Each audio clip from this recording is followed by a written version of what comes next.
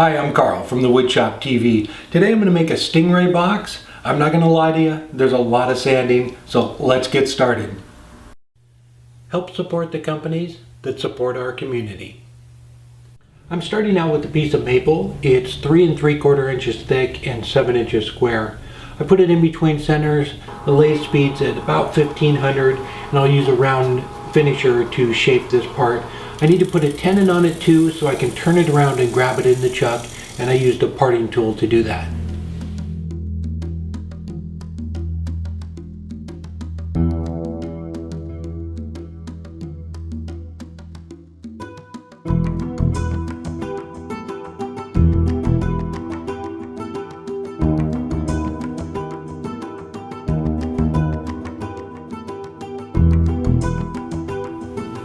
To create the wings, you simply make a V-cut. I used a spindle gouge.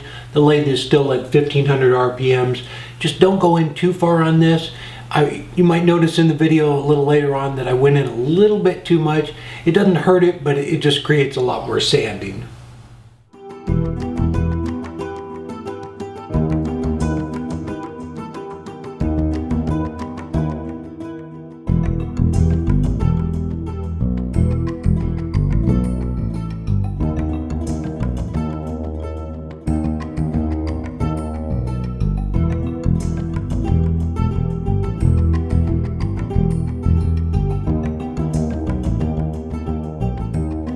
After I had the V-cut for the wings, I moved around to the back side. Basically, I did the same thing that I did to the top, just dish it out a little bit with the carbide finisher and put a tenon on it with the skew chisel. The lathe speed's still at 1500, and I need this tenon so I can go in and hollow out the inside of the box.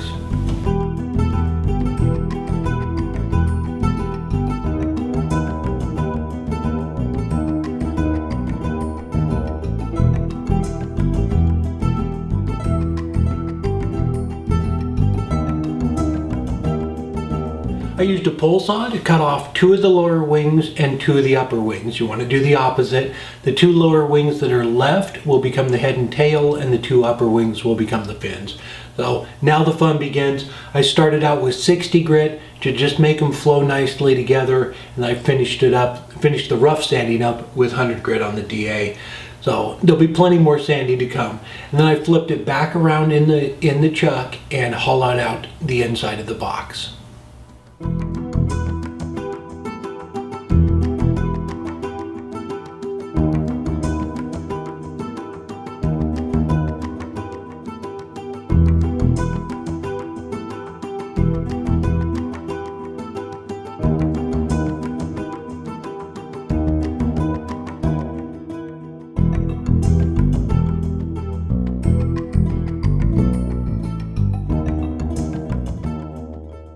I ran through all the grits up to 400 and then flipped it around and used the vacuum chuck to take the foot off and sand up the bottom.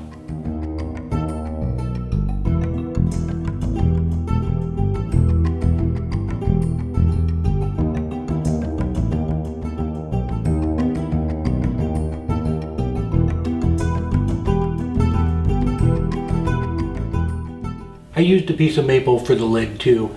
I'm going to turn down a small tenon on one end. That'll fit inside the box. I'm also going to use that tenon to grab it in the jaws and finish the top.